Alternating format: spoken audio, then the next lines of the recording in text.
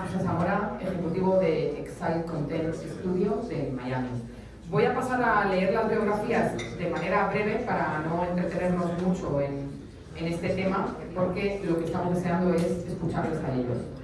Empiezo por Liliana. Liliana Labastida es directora ejecutiva de Diario Las Américas, decano de la prensa en español en Miami. Nació en La Habana, Cuba, y emigró a Estados Unidos cuando tenía 37 años. Recientemente recibió el premio Alegría de Vivir en España por su trayectoria periodística, coincidiendo con el 70 aniversario del diario. Manuel Aguilera es director editorial, como hemos dicho, de Americano Media. Antes fue director de varios medios en Estados Unidos, América Latina y España, como el Diario de las Américas, Univision.com, República Guatemala y El Mundo.es América. También fundó y dirigió la empresa de vídeos digitales Hispanopost. Marta, que la tengo aquí a mi izquierda, es directora senior, como hemos dicho también, para Digital News en Noticias Telemundo, responsable de todas las plataformas digitales, vaya. Periodista especializada en política con amplia experiencia en medios impresos españoles, formada para cubrir crónicas del Congreso y eventos de primer nivel, conocimientos de grabación, edición, locución, experiencia multicultural, habiendo vivido en España, Italia y ahora en los Estados Unidos.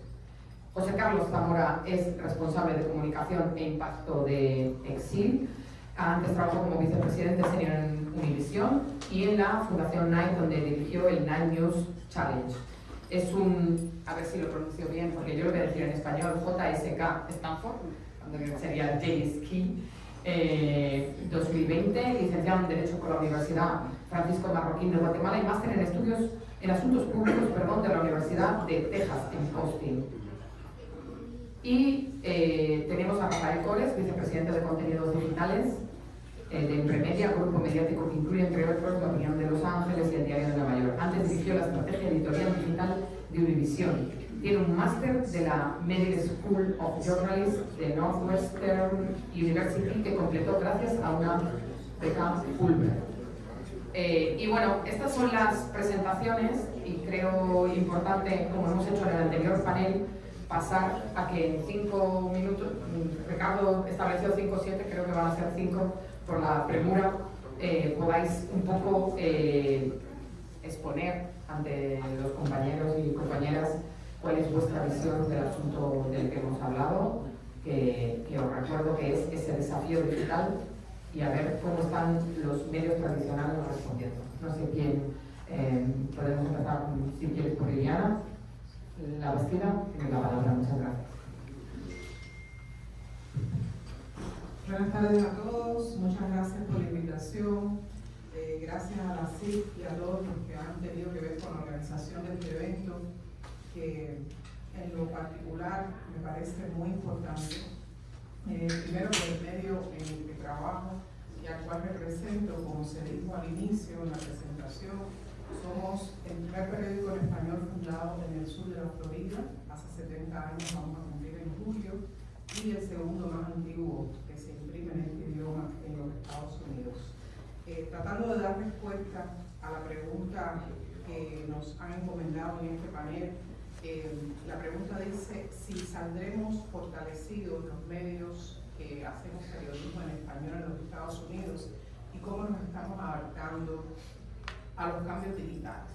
Bueno, yo a esta pregunta, como periodista al fin, respondería con otra pregunta, si es que tenemos alguna alternativa. Definitivamente, si no nos unimos a esta transición, si no asumimos este cambio necesario, pues definitivamente corremos el riesgo de perecer. Pero bueno, una vez que ya uno está unido a esta necesidad y montado en este tren, como solemos decir en lenguaje popular, yo creo que las ventajas y las posibilidades que nos ofrece el extendernos hacia las plataformas digitales también es bueno que se reconozcan. Por ejemplo, en el caso de Diario Las Américas, que como ustedes saben es un medio local, se creó, se fundó en este estado, y siempre tenemos como prioridad la noticia local, aunque ante la necesidad del crecimiento de nacionalidades presentes aquí, nos tenemos que entender, además de la noticia local, a tener en cuenta todo lo que interesa al público que nos lee, que si bien tenemos la necesidad de conocer lo que ocurre localmente y en Estados Unidos, también estamos muy pendientes de lo que pasa en nuestros países. Pues les decía que Diario Las Américas, que es un medio local y producto de la propia transición hacia lo digital, terminamos siendo hace unos 5 años un semanario impreso que distribuye 40.000 copias en los condados de Miami-Dade y Broward. En una semana, como la que tomé como ejemplo para poder hacer la exposición el día de hoy, la transcurrida del 2 al 9 de abril, conseguimos que ingresaran a nuestra página web 255.718 personas a leer nuestros contenidos.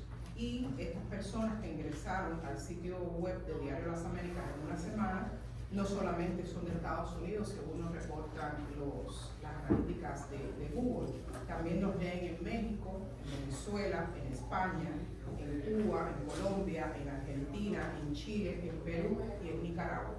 Es decir, los números y estas estadísticas que les comparto, pues demuestran que con las herramientas del desarrollo digital también podemos conseguir algo que es muy importante, y es tener mayor alcance y pues multiplicar la información que compartimos.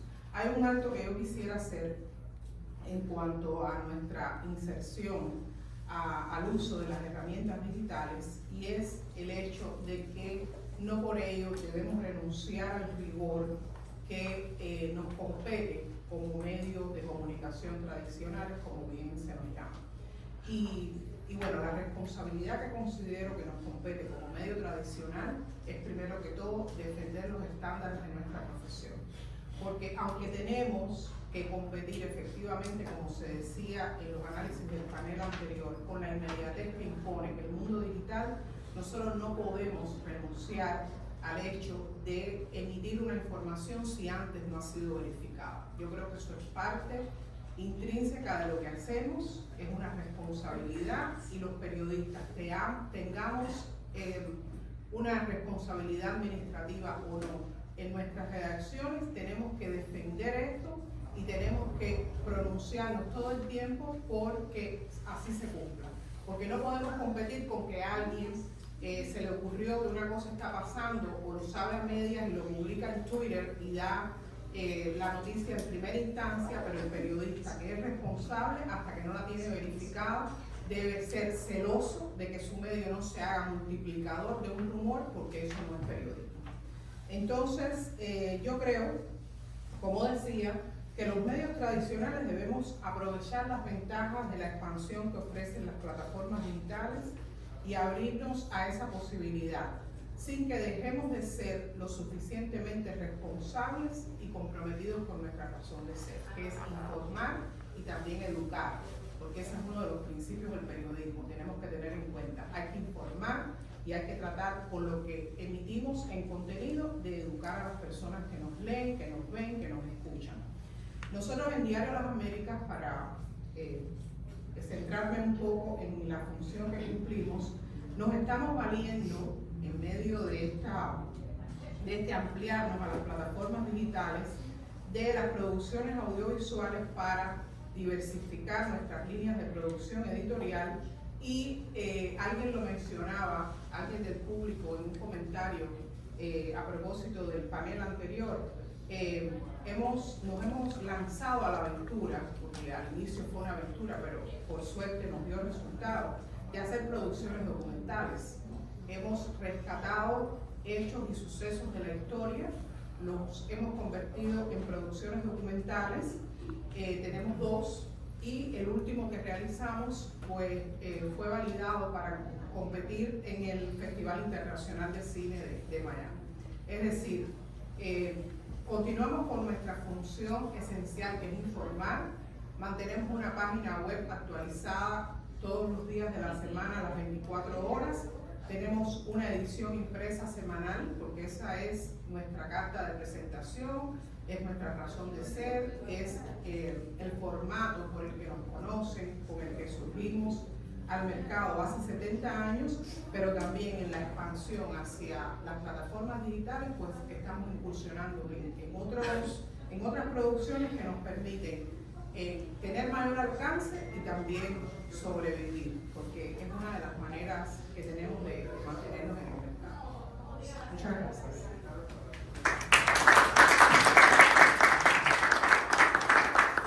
Continuamos con Rafael Cores. Perfecto, bueno, gracias a todos y gracias a la Asociación de la Prensa de Jaén y a la SIC por organizar esto, por supuesto. Antes de meterme en el tema digital, quiero hablar un poco de los medios impresos. No sé si Armando antes en el panel anterior abrió con esto, pero creo que es importante. Estamos hablando de legacy, que obviamente se tiene que adaptar a lo digital. En Estados Unidos quedan 2 diarios en español. Diarios, llamo al que se imprime 7 días a la semana, que son el Diario de Nueva York y La Opinión de Los Ángeles. Desgraciadamente no hay más. Eso ya habla bastante de cuál es la situación de los medios impresos en español en Estados Unidos, pero ojo, porque la Asociación de Publicaciones Hispanas, que son básicamente publicaciones impresas, la NAHP, yo creo que tiene más miembros ahora que nunca. Es decir, hay una proliferación de semanarios, publicaciones mensuales, publicaciones especializadas, publicaciones de nicho en español o muy locales. Normalmente son operaciones, empresas muy pequeñitas, empresas familiares, pero hay muchísimas, quizá más que nunca, incluso en los medios impresos. Así que la situación es complicada en cuanto a diarios, pero todavía hay unos medios impresos ahí fuera que están dando batalla. ¿Cómo se adaptan los medios legacy? Bueno, yo creo que es una adaptación muy dolorosa, y la pregunta de si saldrán fortalecidos, yo tengo mis dudas, y el problema creo que es que estamos en manos de las plataformas. Por desgracia, los medios, y todos, en español, en inglés, todo el mundo, el New York Times, que tanto habla de la suscripción y todo, el New York Times todavía depende muchísimo de Google. Entonces, dependemos fundamentalmente de Google y de Facebook. Y pasa 2 cosas. Bueno, Facebook está reduciendo el reach, la llegada a los publishers, claramente, y eso ha ido para abajo en los últimos años. O sea, no está ayudando mucho. De hecho, todas las iniciativas de ayuda a las noticias y a los medios que tenían las están desmontando. Ahora que Facebook está recortando varios de los departamentos que están siendo afectados, tenían relación con todo su desarrollo de noticias. Y luego Google, en los que hacemos contenido en español en Estados Unidos, somos, digamos que estamos en desventaja respecto a los medios en inglés, porque el idioma de búsqueda y de respuesta a la búsqueda siempre es el inglés. Y además, no sé si alguien consulta Google News en español dentro de Estados Unidos, pero es una vergüenza el contenido que aparece ahí. No pasa en ningún otro país de habla hispana. La selección de medios y de contenidos que aparecen en Google News en español en este país no tiene ningún sentido. Nosotros hicimos un estudio en 2021, estuvimos durante varios meses, casi medio año, analizando todos los contenidos que aparecían todos los días en la página principal de Google News en español aquí.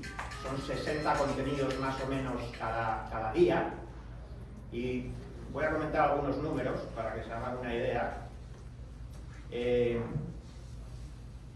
De los 212 medios que identificamos en esos resultados, solo había 22, o sea, un 10% básicamente, un poquito más que un 10%, que fueran medios que hicieran, o sea, que estuvieran en Estados Unidos. Todo lo demás eran medios de fuera de Estados Unidos, que obviamente se pueden ver aquí en español, con contenido en español. El país con más medios, ¿cuál creen que era? El país con más medios representados en Google News en Estados Unidos en español. México o España. España. El medio número 1, El País. A mí me sale El País. A mí me sale siempre El País. Infobae. Sí, exacto. eso es verdad. Infobae. Es verdad. En el top 10 estaba RT, Russia Today, un medio declarado por el Congreso de Estados Unidos como un medio propagandístico. Bueno, Google lo estaba promocionando entre los 10 medios más. RT en inglés no aparece nunca en Google News, nunca. En español estaba continuamente en el top 10. Nosotros se lo hicimos saber a Google, se encendieron las alarmas, no hicieron nada después. Solo retiraron a RT en español de Google News cuando empezó la invasión de Ucrania, que se volvió a hablar del tema de RT y ahí sí, ahí lo cortaron. Pero bueno, no voy a seguir a unos ejemplos de la situación de cómo estamos discriminados. Para nosotros esto es una discriminación digital de los medios que hacemos contenido en español aquí. Luego hay otro asunto, y no sé si Cintia está todavía por ahí, pero cuando dice que al final la calidad gana, por desgracia yo no estoy tan de acuerdo. Hemos visto cantidad de ejemplos en los que medios que están robando contenido, pero literalmente copiando y pegando contenido en su sitio, o copiando y reescribiendo un poco el contenido desde fuera, medios que a veces no tienen ni una dirección, que no son identificables, que no sabemos dónde están, apareciendo más arriba en los resultados de búsqueda y en plataformas como Google News, que medios que tienen gente en la calle y pagando a periodistas haciendo ese contenido. O sea, el que le copia al que hace el contenido a veces aparece más arriba en los resultados de búsqueda. Entonces, por desgracia, no siempre la calidad gana. Tener periodistas haciendo información local es lo más caro que hay. Es mucho más caro y complicado cubrir Hialeah que cubrir Washington. Porque de Washington tenemos información por todos lados. Pero la información local, o tienes a alguien en la calle o no hay manera de hacerla. Entonces, bueno, hay mucho para comentar, no me quiero enrollar, pero A ver. La verdad es que sí, has abierto muchos melones, como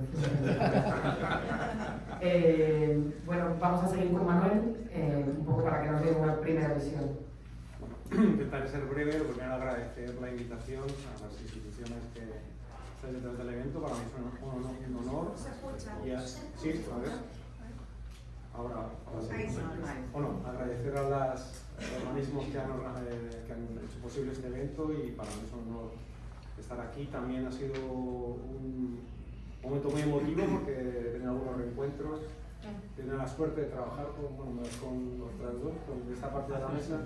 En distintos momentos de mi trayectoria he podido trabajar, y con mucha de la gente que estáis ahí también os conozco y hemos trabajado, o por lo menos nos hemos visto en algún lugar.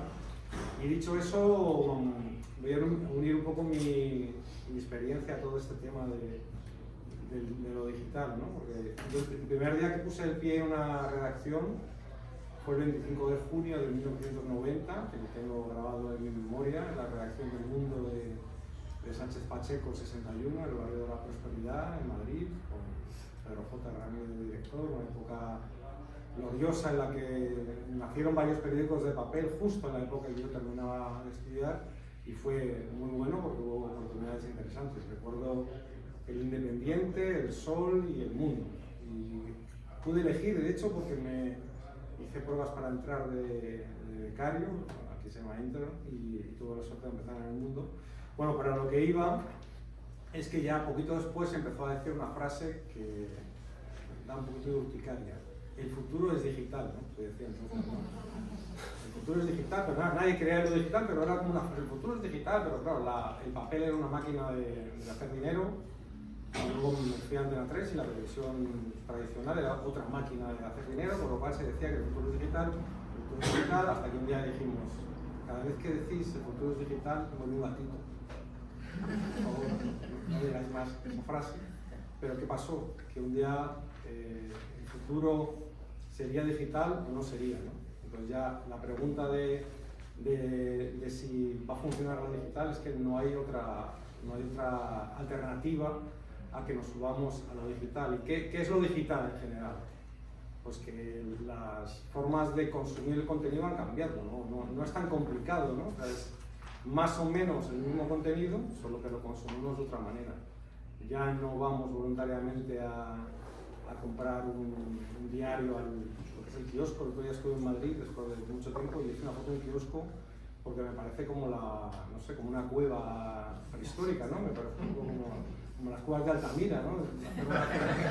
Una fotografía de un kiosco precioso en la calle Foncarral, lleno de periódicos y revistas, me pareció como guau. Me hice una foto, me hice un selfie, como diciendo...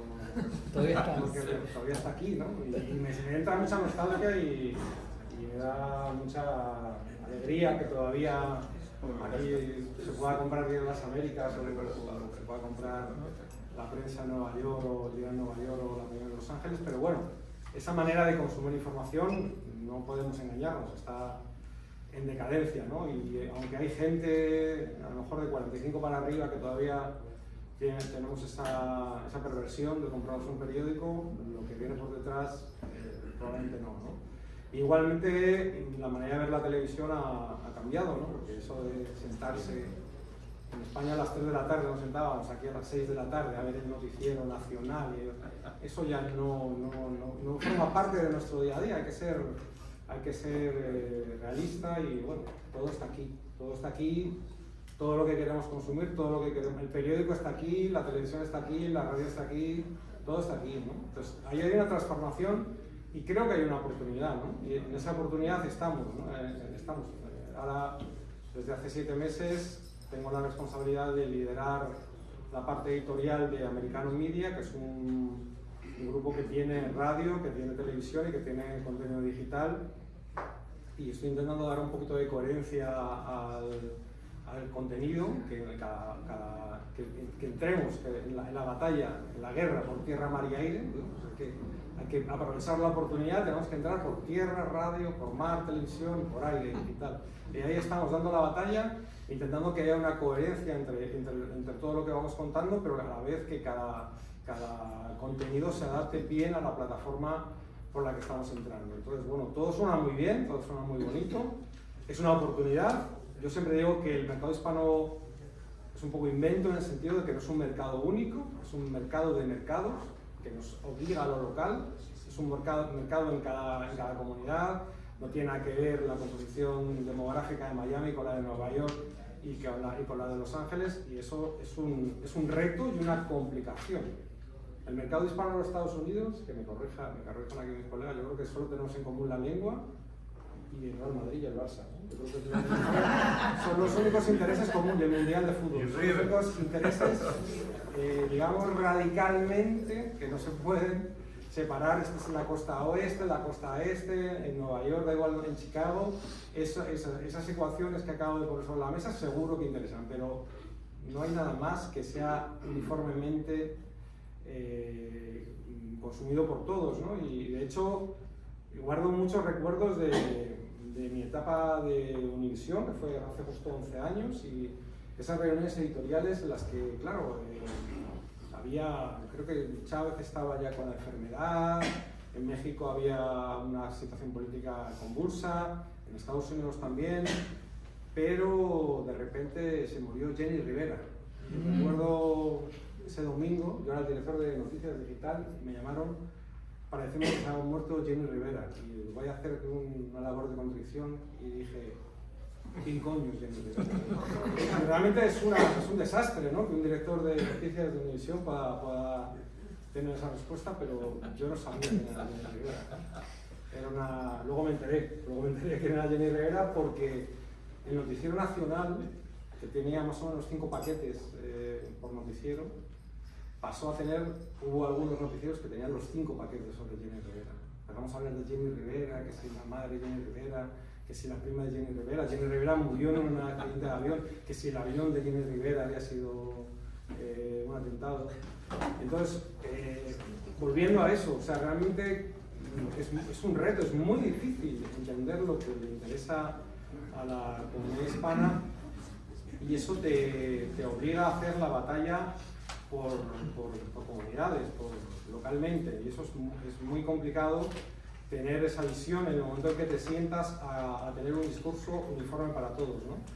Porque realmente a una persona de la costa oeste no le importaba nada la situación de Chávez, probablemente hasta ni sabían quién era Chávez, no le importa. Un mexicano que a lo mejor, y con todos los respetos, está trabajando en un jardín de jardinero o de trabajo manual, pues no, la situación política sudamericana es que no le preocupa, pero sí le interesa mucho que le sigan ganando las Chivas o ganando el Cruz Azul.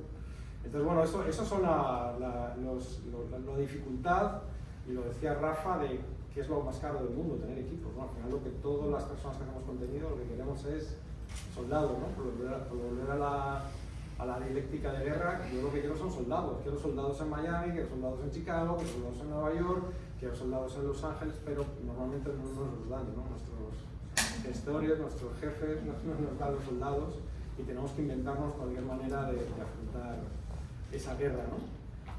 Y lo voy a dejar simplemente ya con el punto de qué falta aquí, porque el público lo tenemos las herramientas, tenemos la manera de llegar, tenemos incluso el ejercicio local de intentar buscar lo que les interesa a cada comunidad, pero ahí lo que sigo sin visualizar, y ojalá que de aquí salga una idea que pueda robar, es el modelo de negocio, ¿no? Cómo hacemos de toda esta ola que acabo de esa transformación desde la redacción de papel de 1990 a aquí sentado en 2023, porque lo del papel estaba clarísimo, ¿no? O sea, cuantos más anuncios pasaban las páginas, cuantas más páginas completas, medias páginas, módulos, genial, ¿no? Eso estaba claro, ¿no? Que ahí se había anunciantes, independientemente de las ventas, que también, porque era añadido, vendías en kiosco y además anuncios, pero ahora ese modelo se ha roto, y se ha roto también, pero se lo voy a dejar para la siguiente intervención, por el tema de las redes sociales, de cómo aprovechar la oportunidad de las redes sociales y que no las redes sociales se conviertan en un problema, como lo que ha planteado también Rafael con el tema de Facebook. Así que bueno, esa es un poco mi impresión de estos 33 años de profesión y lo que he visto desde esa redacción de papel hasta el día de hoy que estoy aquí sentado con vosotros.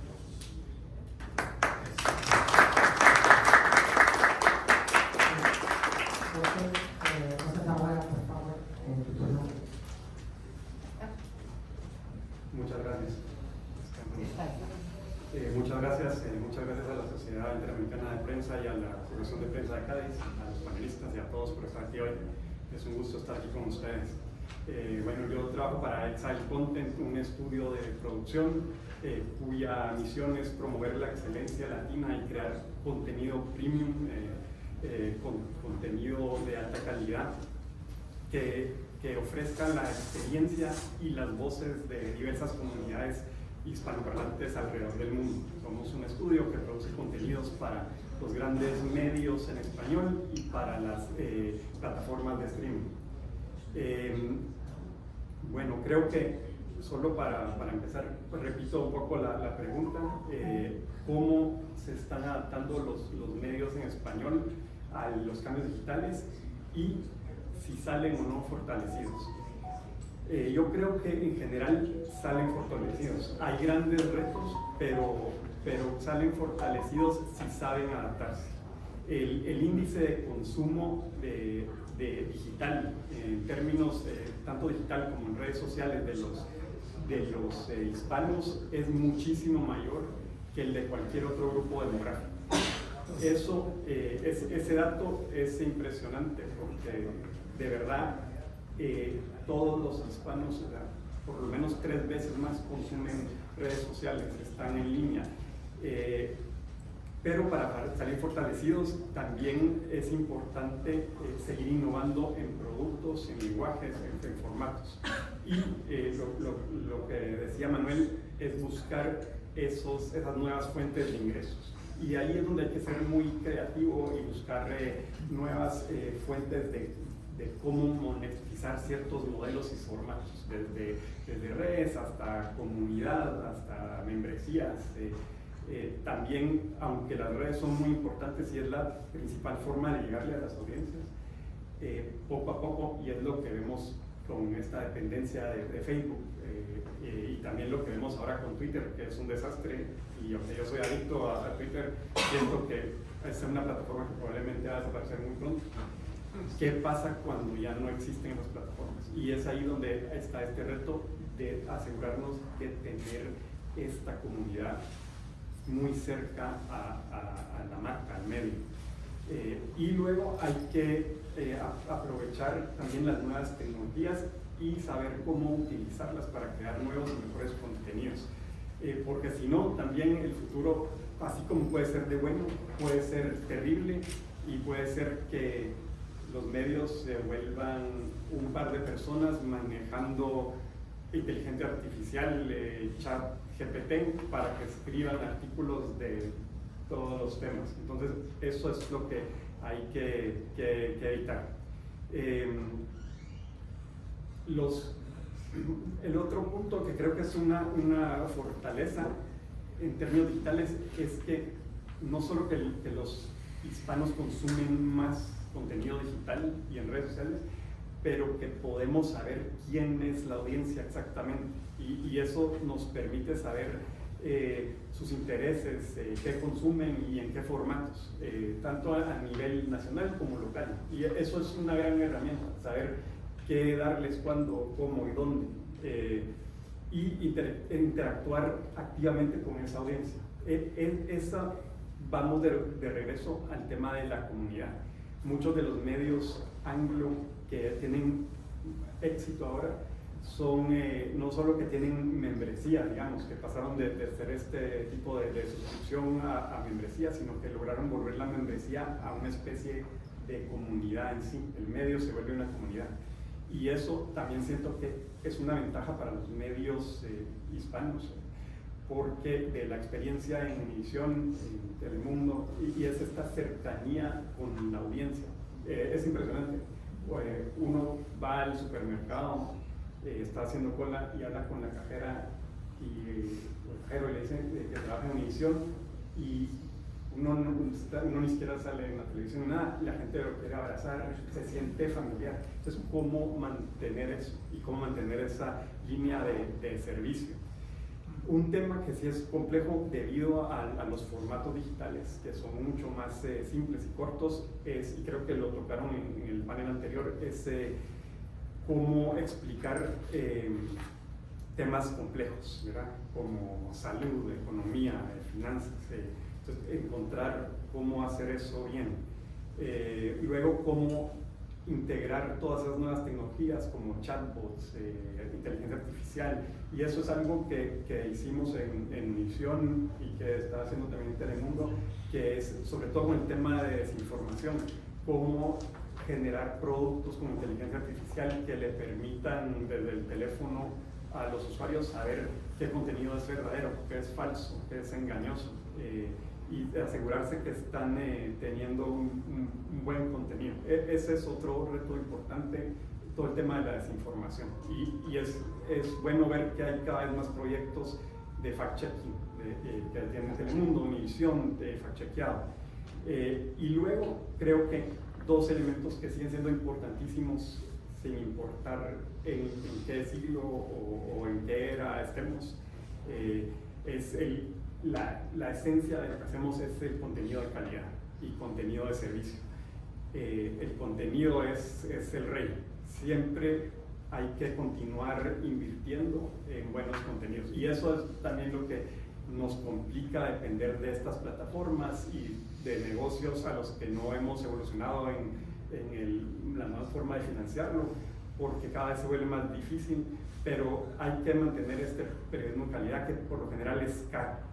Y luego creo que lo otro es buscar y establecer alianzas estratégicas con otros medios, incluso en inglés, que nos permitan llegarle a más audiencias y con más fuerza, y tener más alcance y distribución, porque si bien el contenido es rey, como decía Emilio Azcárraga Milmo, el fundador de Televisa, el contenido es rey, pero la distribución es el rey Kong, es King Kong. Entonces, esto es importante. Muchas gracias.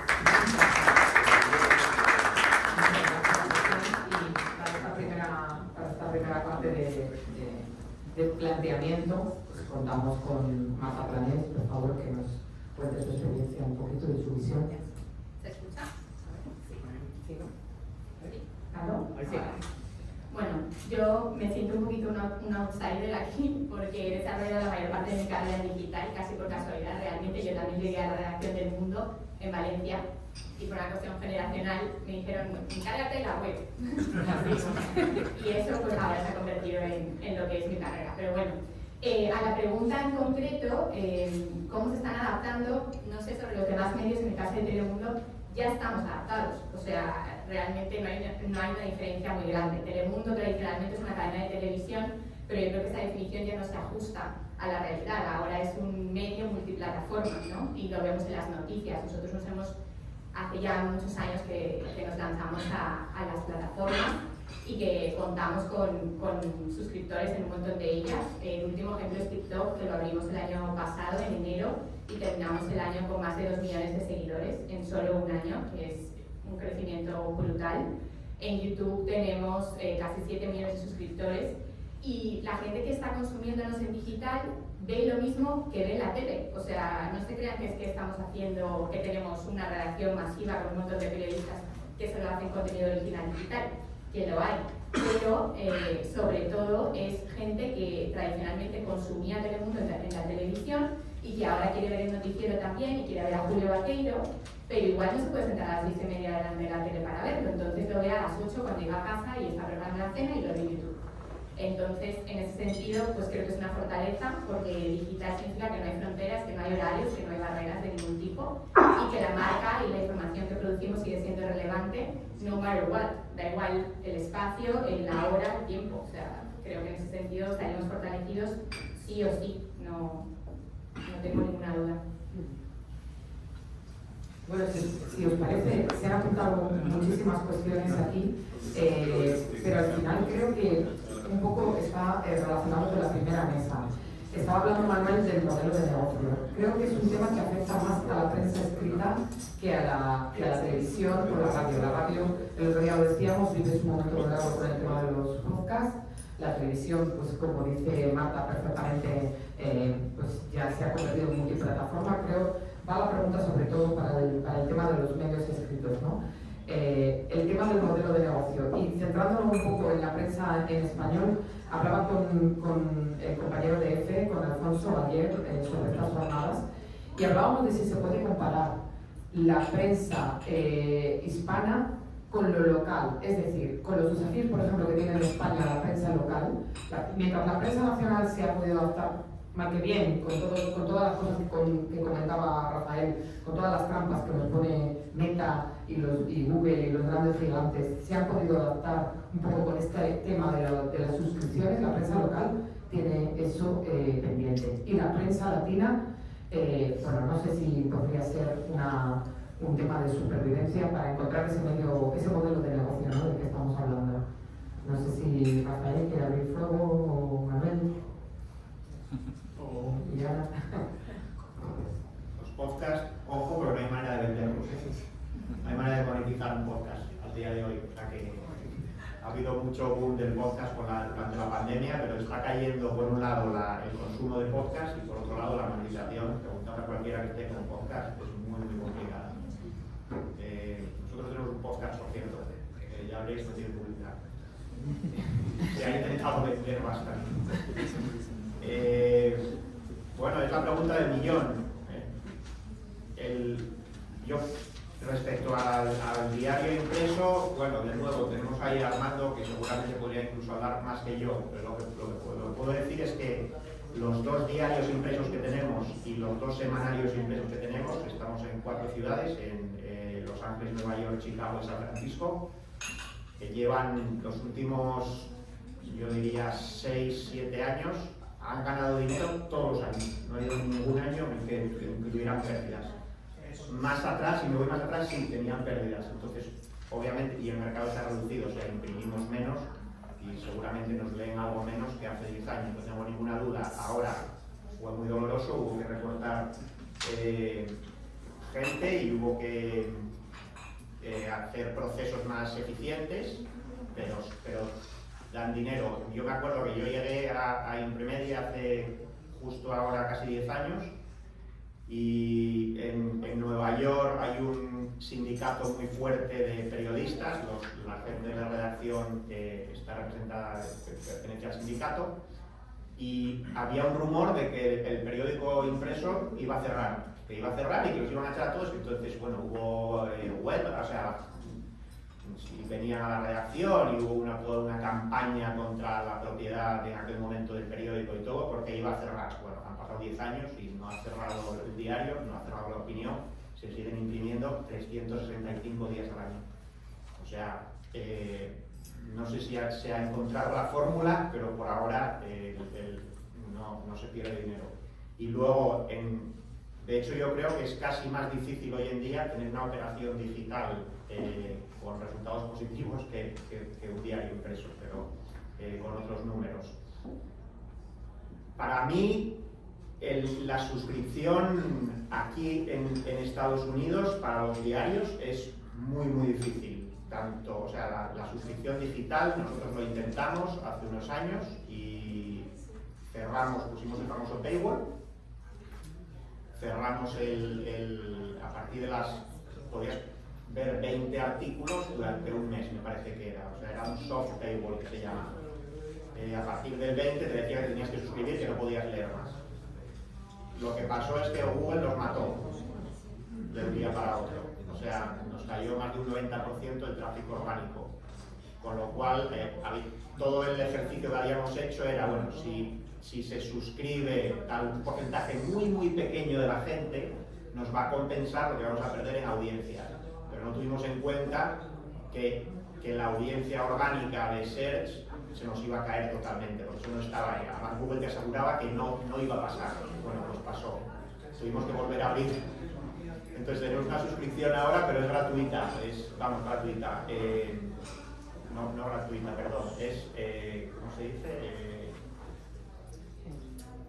O sea, uno se puede suscribir, es como una donación, y ven menos anuncios, pero cualquiera, sí, una especie de membresía voluntaria, digamos, una suscripción voluntaria.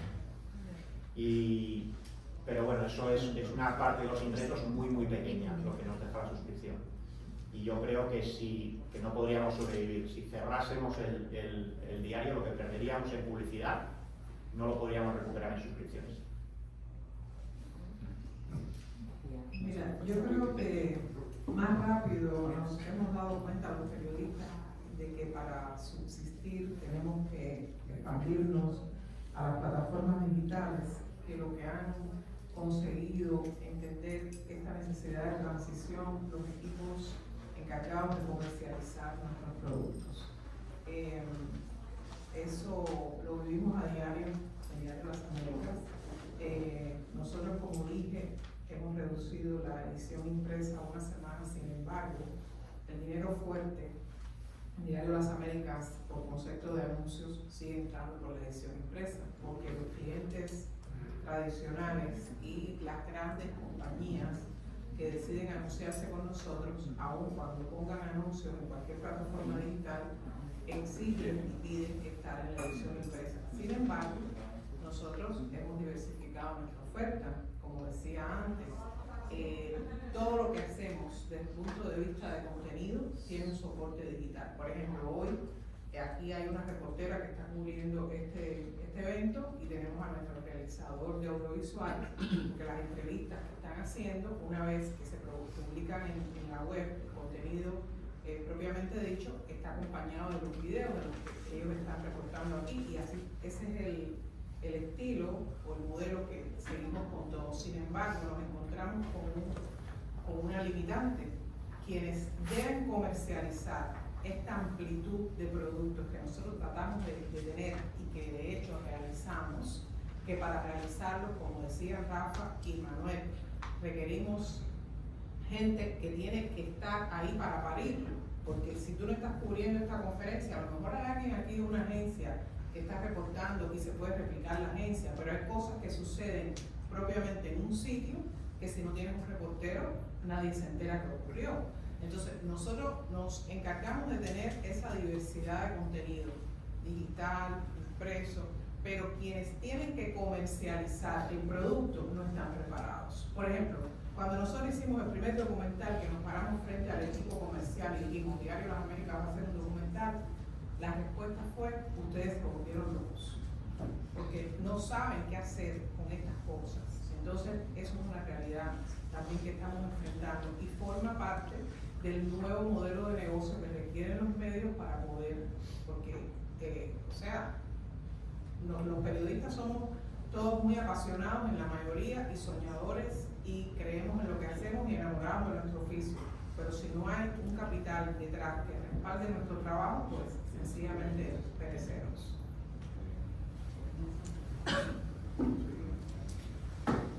Y bueno, yo lo que no quería ser, ¿me escuchan? Sí. No quería ser aguafiestas, pero el modelo de la televisión no está nada claro. Y por añadir lo que has dicho, no está nada claro porque para hacer el paralelismo con el papel, DirecTV y Comcast, son toda la manera de ver la televisión de acá, que es distinta a la de España, ¿no? Ya nadie tiene Comcast ni DirecTV. Yo tengo, porque no sé. Me está presionando y ya parte de los, porque realmente teniendo varias aplicaciones de contenido, pues ya tienes series, hay manera de ver los canales de noticias sin tener, pues eso va a ser cuando se realice un grave problema para Telemundo y Univisión, por volver al mercado hispano. Y de hecho Univisión creo que ha reaccionado bien con ViX. ViX es la gran esperanza blanca para todos, incluidos los que estamos en ese tema de contenidos televisivos, porque creo que ViX otra vez salió la nota que había tenido 25 millones de descargas de la aplicación, ¿no? O sea, ya esos son números interesantes de esa manera nueva de ver la televisión, que es ver la televisión cuando me da la gana y donde me da la gana, ¿no? Y ya no es sentarte a ver el noticiero de determinado horario. Entonces, bueno, esa transición va a ser dolorosa.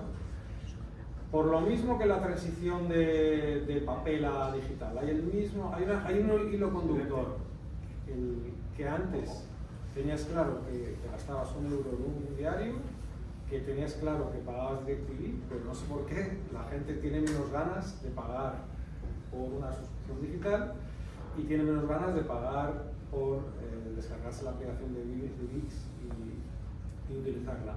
Entonces yo creo que ahí está una de las partes de la enseñanza o de la didáctica que tenemos que hacer a la gente, o que realmente la audiencia tiene que entender, que tiene que pagar por el contenido. Entonces ahí hay en el tema de la prensa, otra cosa añadida. Los que venimos de otros países, a veces nos confundimos en la llegada de Estados Unidos y no entendemos bien el mercado hispano. Insisto, el mercado hispano es que es muy peculiar, o sea, no tiene nada que ver. El mercado mexicano de California no tiene nada que ver con el mercado mexicano de México. De hecho, Jenny Rivera no era conocida en México, era conocida por el mercado mexicano de California y de Texas. Entonces, entender eso no lo entiendes de un día para otro. Y hemos estado en la mesa anterior con un señor con una experiencia formidable que viene de Televisa de México, pero probablemente todavía estará aterrizando y entendiendo y aprendiendo, porque es lo mismo que le pasó a Daniel Coronel, que era presidente de noticias de Univisión. Lo mismo, o sea, él venía con la mentalidad de cómo se comporta la gente en Colombia, de cómo es la gente de México, que él había conocido esos viajes a México, conociendo a lo mejor la redacción del Universal, conociendo la redacción de Reforma o de Televisa. Es que no tiene nada que ver. O sea, yo siempre recomiendo una película que se llama Better Life, que Damien Bichir, que es el protagonista, que estuvo nominado al Oscar como secundario, y es la historia de un jardinero de Los Ángeles que la esposa le abandona, entonces se queda con su hijo, ¿no? Entonces el jardinero, metido ilegal, metido en su mundo de sacar a su familia adelante, no tiene capacidad de aprender inglés, y su hijo, criado en los Estados Unidos, nacido en los Estados Unidos, no habla español, que se mete en el mundillo del high school, de la escuela, tiene sus amigos. Entonces cuando se va la madre y él se enfrenta a su hijo, no se entienden. O sea, no se entienden hasta el grado de que no hablan la misma lengua, ¿no? Pues yo creo que esa metáfora, digamos que engloba muy bien el problema que tenemos los medios hispanos, ¿no? Cómo darnos cuenta de que nuestra audiencia es ese jardinero por un lado que no habla inglés y que sus necesidades culturales, con todo respeto, son muy básicas. Aquí estamos hablando de contenido de calidad, pero lo que yo he contado de calidad se nos olvidó en Univisión porque vimos que Jenny Rivera era una mina de oro y dábamos Jenny Rivera por la mañana, por la tarde, por la noche, en digital. Y si en Washington se estaba discutiendo la ley más importante, la pasábamos por ahí. O sea, no la dábamos a Jenny Rivera, por lo cual aquí hay dos realidades, ¿no? La realidad de lo que te está pidiendo la gente y la responsabilidad de empoderar a toda esa gente y darles un contenido que les ayude también, ¿no? Que les ayude también, por un lado, a mejorar su situación laboral, cultural, social en los Estados Unidos y, por otro lado, hacer un contenido para que ese hijo no se aleje totalmente de la cultura de sus padres, porque ese hijo es una causa perdida para los niños hispanos, que ni siquiera maneja bien el español, no habla español, sabe decir abuelita y poco más, ¿no? Entonces, es muy complejo, ¿no? Insisto que intentar mirar el periodismo hispano de los Estados Unidos con gafas de Europa o incluso de Latinoamérica no funciona, y con todos estos elementos, insisto, modelo de negocio, creatividad, que ha dicho Zamora antes, que yo creo que hay que inventar nuevos modelos de ingresos. Entonces ahí, en eso estamos, estoy tomando nota, porque en Americano Media estamos creando una televisión de cero, ¿no? Y no vamos a pasar por DirecTV ni por Comcast, estamos haciendo una programación para hacerla por streaming, tenemos nuestra aplicación y es una ardua tarea convencer a la gente de que se descargue la aplicación. Ese paso intermedio gratuita de momento es un paso muy complicado. Entonces, sigo insistiendo de que tenemos los elementos, tenemos las herramientas, tenemos el público, pero tenemos el presupuesto que tenemos y los revenues que tenemos. O sea, que tenemos que seguir inventando para mejorar esa ecuación. Sí, José. Gracias. No, creo que es muy interesante ver, o sea, que en eso creo que todos estamos de acuerdo y estamos como nosotros, como nuestra generación, que nos tomamos los selfies con los kioscos de periódicos y que por solidaridad todavía estamos suscritos a algún periódico o a alguna plataforma. Pero también otro punto importantísimo que creo que no hemos tocado tanto es que incluso cuando las audiencias hispanas, sobre todo en Estados Unidos, son mucho más jóvenes que las audiencias anglo, el promedio de la audiencia en televisión en inglés es entre 60 y 65. El promedio de la audiencia hispana es de 30 años. O sea que es interesante porque hay audiencia para 30 años más, digamos. Pero poca gente está enfocándose en las nuevas generaciones. Y eso creo que eso es algo importante con mucho potencial que nadie está haciendo. Creo que hay que buscar a las nuevas audiencias, hay que buscar a los jóvenes, que además es una competencia muy dura porque son bilingües, tienen mucho más contenido que consumir en ambos idiomas, contenido muy bueno. Entonces, ¿cómo llegar? Y algunas veces eso es incluso buscar formas de crear contenido, incluso un noticiero para niños. Eso es una idea que tengo hace años. Porque, digamos, alguien que lo ha hecho muy bien, el New York Times tiene un especial que saca los domingos que es para niños. O sea, ¿cómo enganchamos a la nueva generación de audiencia desde los 5 años? Porque si no, la marca va a desaparecer. Entonces, eso creo que es clave. Bueno, nosotros tengo que decir que en el debate que tuvimos en Cádiz, yo creo que una compañera, Mara Vaz, que ha sido creadora de Yorokobu, una revista muy juvenil y de un sello de podcast ahora, daba la clave, ¿no? Nosotros a lo mejor tampoco leíamos periódicos con 18, ni con 20, ni a lo mejor con 22, porque estábamos en otra cosa, ¿no? Pero bueno, Marta estaba comentando precisamente que cuando llega a la redacción, de repente le dice, pues haz tú eso que era internet, que era un poco como lo de, nosotros diríamos de manera despectiva, lo de los niñatos, ¿no? O sea, lo de la gente joven. ¿Realmente crees, Marta, que hemos pagado un poco cara a los periodistas, un poco la mirada altiva, ¿no? Sobre la gente joven, sobre lo digital, sobre lo que ya no son nuevas tecnologías, sino que sí son viejas, ¿crees que hemos pagado? Y bueno, y un poco tu visión sobre esto. A ver, a mí que en ese momento me dijera encargarte de la web fue el mejor regalo que me pudieron hacer, de verdad, aunque en ese momento no lo vi. Yo creo que no hay que tenerle tanto miedo a las plataformas, ni a las redes sociales, ni a ofrecer el contenido abiertamente. Me parece que la prensa escrita que comentábamos antes, que creo que lo tiene más difícil para monetizar, probablemente un modelo o una vía para seguir sea tirarse a hacer vídeo, y lo que comentaba ella, ¿no?, del Diario de las Américas, que están ofreciendo contenido tanto en prensa escrito como en vídeo, porque el vídeo es mucho más fácil de monetizar y da mejores resultados. En nuestro caso, en ese sentido, pues lo tenemos muy fácil, porque Telemundo es tradicionalmente un medio de vídeo y que además cuenta con el apoyo de NBC, porque NBC es nuestra cadena hermana. Entonces, pues por ahí tenemos un respaldo que probablemente medios más pequeños no tengan. Para mí es importante también en estos términos de monetización las alianzas, que lo decía José antes. Es importante aliarse con otros medios, pero también con otras plataformas, ¿no? Y entonces igual no se trata solamente de poner el contenido en YouTube y no hacer nada más, esperar que camine solo, sino reach out a YouTube y decirle, oye, mira, no sé, vamos a hacer un noticiero con Lester Holt, por ejemplo, o lo vamos a traducir. En Telemundo también tenemos un concepto que se llama el 200%, que es como nuestro público objetivo, que son personas bilingües y biculturales, es decir, 100% estadounidenses y 100% hispanos. Y a esas personas no se les da solamente contenido en español, sin embargo consumen la cultura latina y se identifican con la cultura latina. Entonces, creo que hay que perderle un poco el miedo a abandonar la lengua, y lo digo con todo lo que me cuesta siendo española decir dejar la lengua a un lado, pero la realidad es que cada vez más las audiencias que vienen van a ser bilingües y quizás se sienten más cómodas hablando inglés, pero no son menos latinas por ello.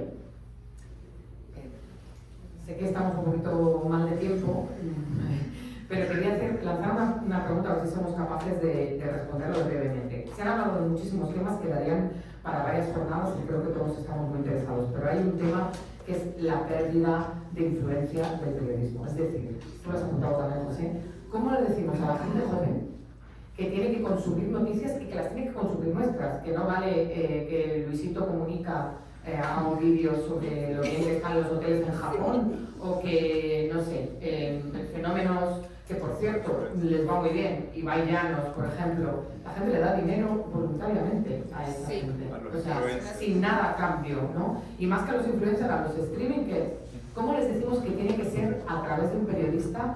Como tienen que... Yo apunto una cuestión, voy a hablar de mi libro solamente muy rápido, que es la alfabetización, que hemos hecho un programa en la Asociación de la Prensa de Cádiz, hemos hecho un programa de alfabetización mediática.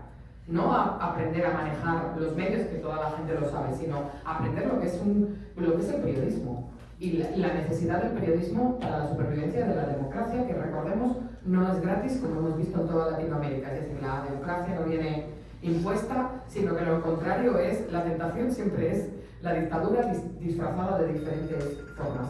No sé si habéis visto ese tema del descrédito de la profesión y como, si hay alguna idea, yo estoy igual que Manuel, a ver si surge alguna idea así brevemente para no enrollarnos. Pues podemos empezar, Iana.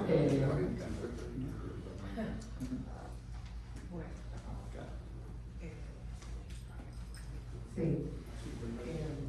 Definitivamente, yo creo que, a ver, Manuel decía que hablaba de sus 33 años de ejercicio en el oficio, y cuando uno ve esos números se siente como que ha pasado mucho tiempo. Pero en esta profesión, bueno, yo tengo un par de años más que él, así que ha pasado el tiempo.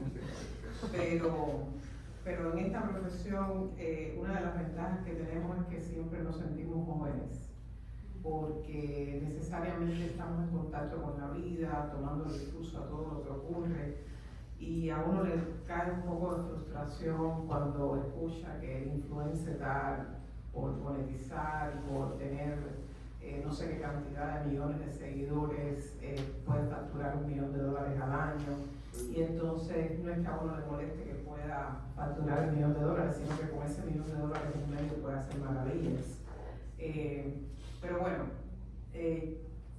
lo que siempre en lo personal trato de hacer y le inculco al resto de mis colegas es tratar la manera de entender en qué códigos se comunica la gente más joven, que como decía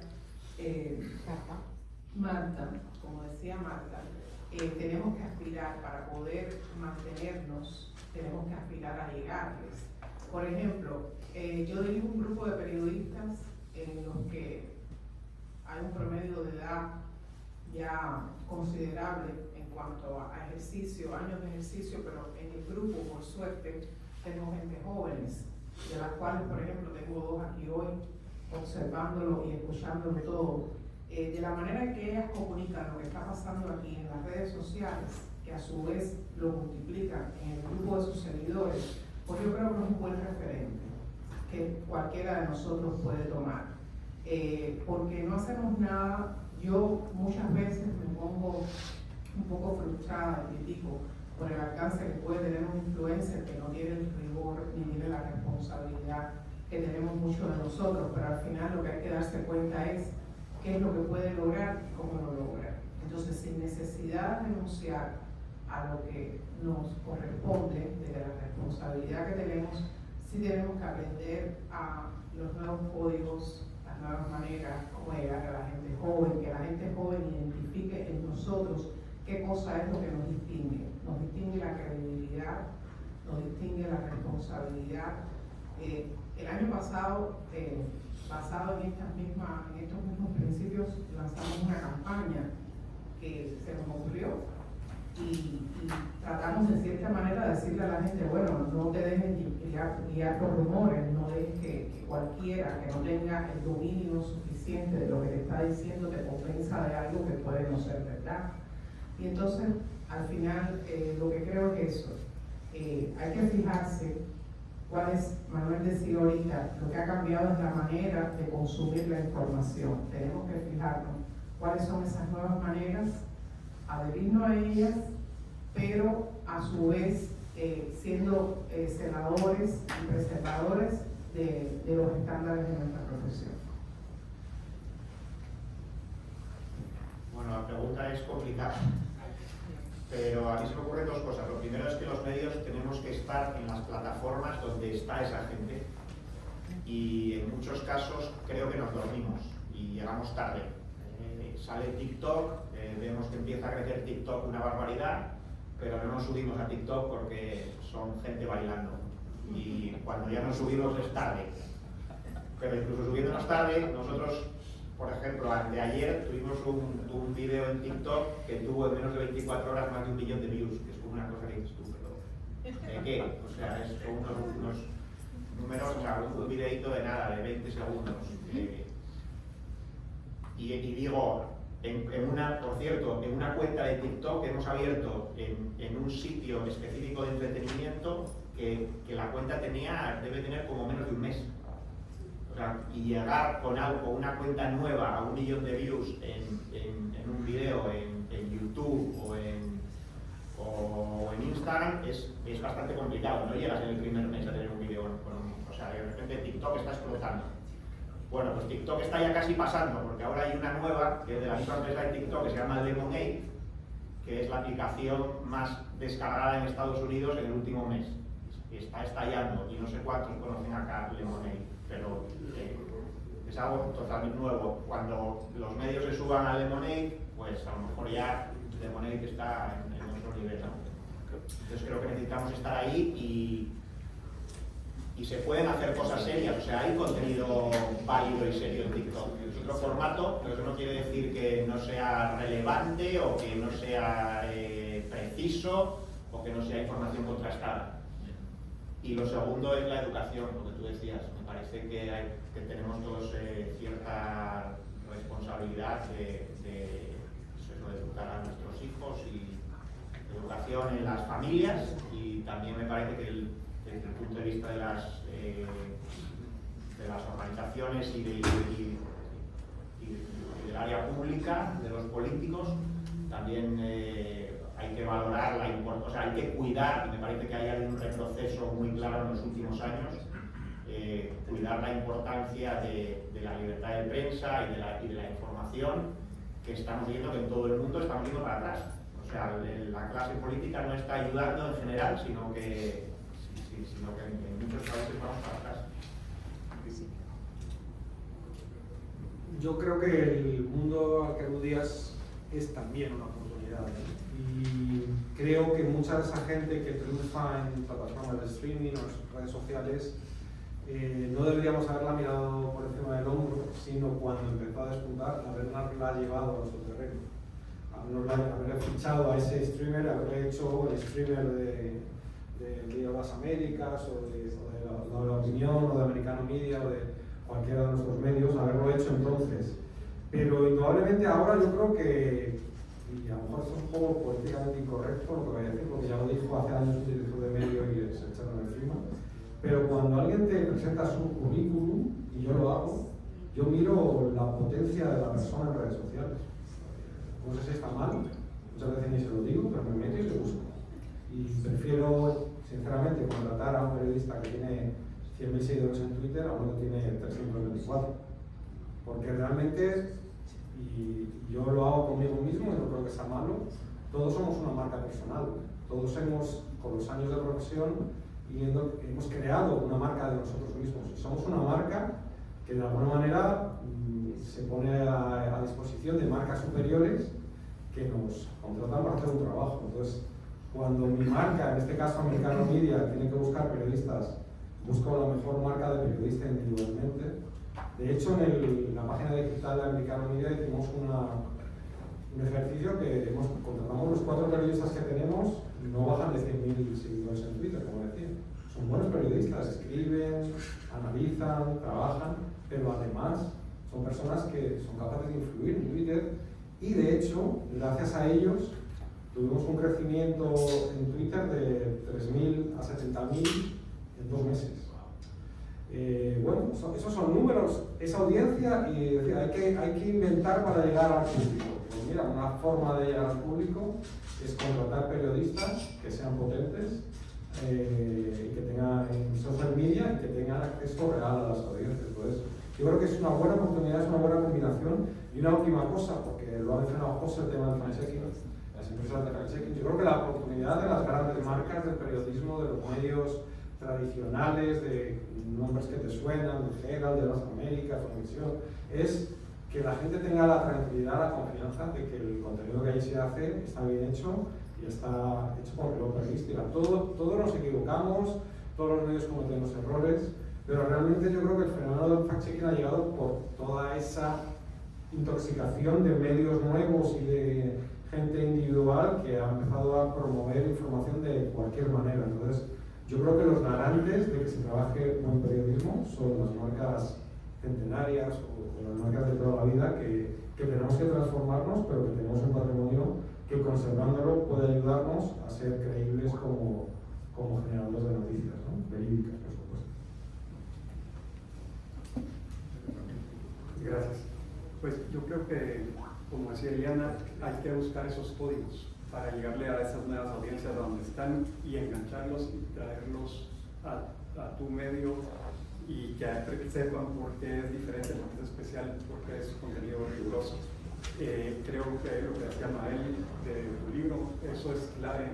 Aquí yo tengo la oportunidad de trabajar con una organización que se llama The News Literacy Project, te la voy a mandar, y es eso, es alfabetización desde la primaria, o sea, cómo logramos inculcar esto en las nuevas generaciones desde niños que lo aprendan en el colegio, qué es contenido de calidad, dónde se consigue, cuánto cuesta, por qué hay que pagar por él, y eso, creo que eso es en gran parte el futuro de gente que valore el contenido de calidad y sepa lo que vale.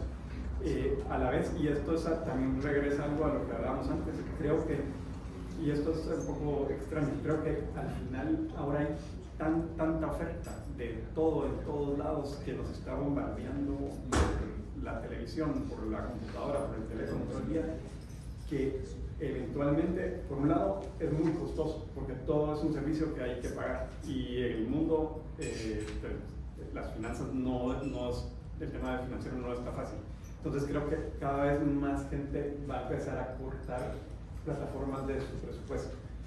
Y eso creo que es interesante porque nos va a llevar de nuevo a programación pagada.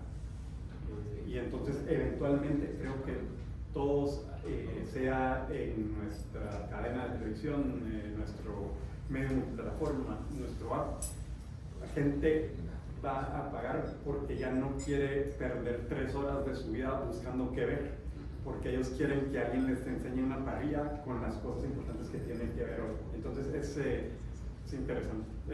Había un chiste que hay 2 niños que se están mandando mensajes por WhatsApp y de repente ven que se puede mandar mensaje de voz y se empiezan a mandar mensaje de voz y de repente dicen, ve, se puede uno hasta hablar por aquí y descubrieron el teléfono. Entonces creo que vamos de Ojalá. Se nos ha ido casi ya prácticamente el tiempo, pero no queremos cerrar este turno sin escuchar a Marta, que además además es una de las más optimistas de la mesa. A ver. No, recogiendo un poco lo que decía Rafael antes, se puede hacer periodismo en redes sociales con el mismo rigor que se hace en un periódico, en la televisión o en la página web. Y tengo un ejemplo muy claro, por ejemplo, estos días que hemos hecho el vídeo del Dalai Lama, que ha causado tanta controversia, ¿no?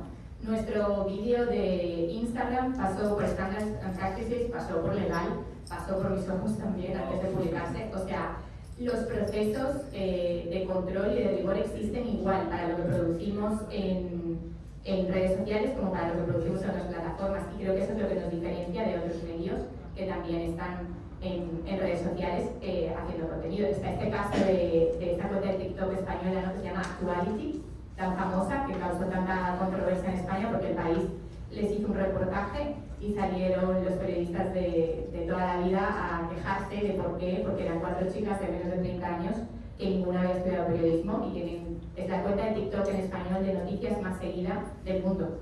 Entonces, bueno, yo creo que hay muchas líneas, no estoy necesariamente de acuerdo con todo, pero que se puede hacer información de calidad en plataformas, se puede y se hace. Y tenemos un ejemplo, Univision lo es también pasé por ahí y sé que se hace con mucha calidad en plataformas.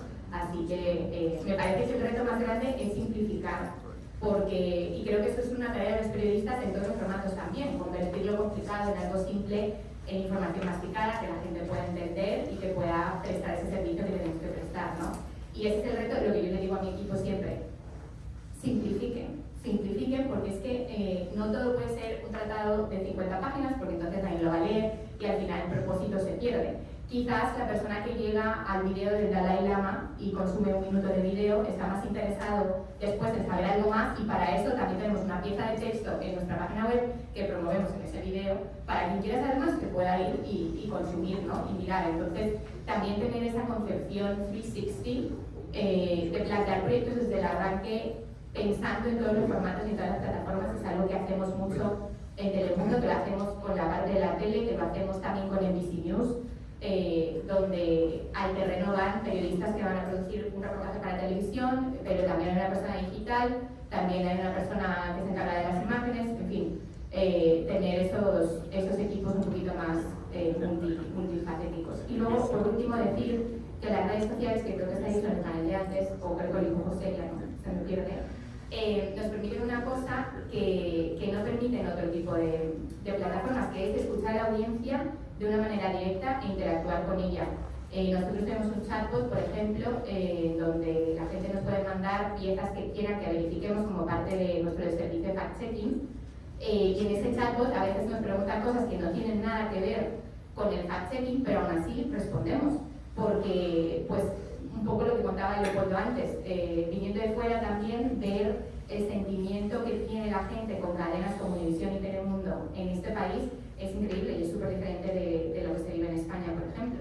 Entonces, dejar una pregunta sin responder es hacer mal nuestro trabajo. Así que que los jefes también sean conscientes de que los periodistas tienen que dedicar cierto tiempo a leer comentarios, responder comentarios y estar pendiente de eso que podría llamarse customer service, pero que nos acerca a la comunidad y hace que ellos confíen más en lo que nosotros estamos diciendo.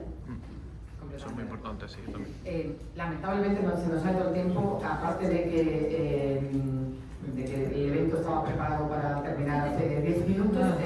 En este país se come bastante antes que en España, no a las 3 de la tarde. Entonces no quiero robarles más tiempo. Que se acabe. Yo tengo una preguntita. Sí, tiempo para una muy breve. Sí.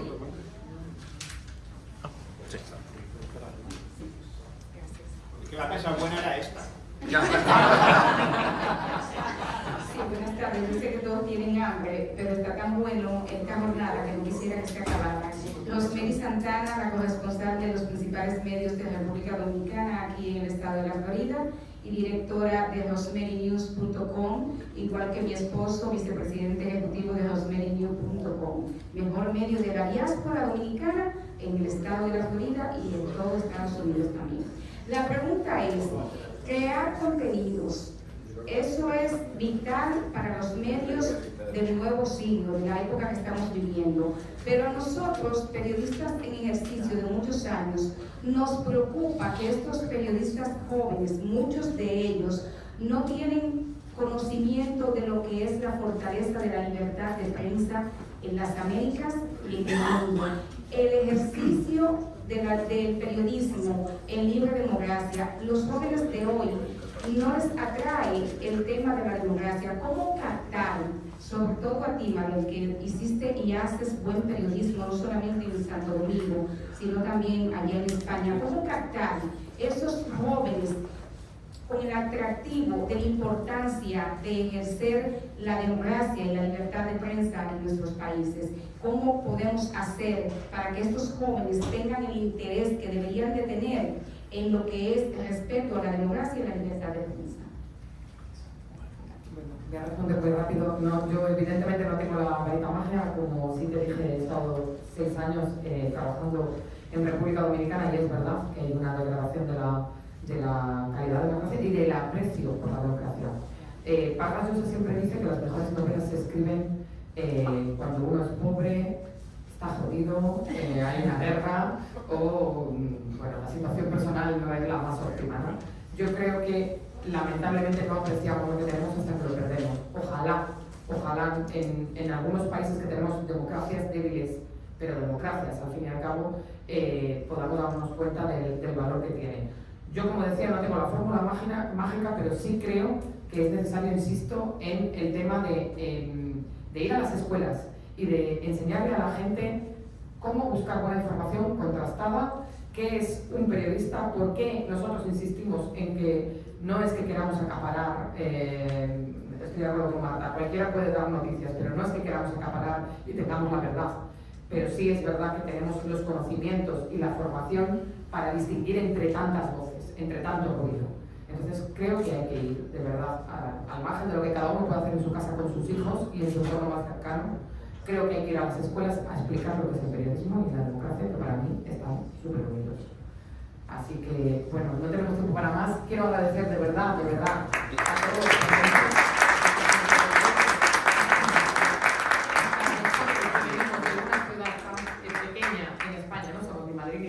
Pero tenemos una ambición que es atesorar el tesoro que tenemos de aquella hace 213 años de la promulgación de la libertad de prensa, que no se olvide, de verdad. Insisto en que estamos en Cádiz y estamos a su disposición para cualquier cosa y, por supuesto, nos encantaría que vinieran a visitarnos y prometemos repetir. Gracias.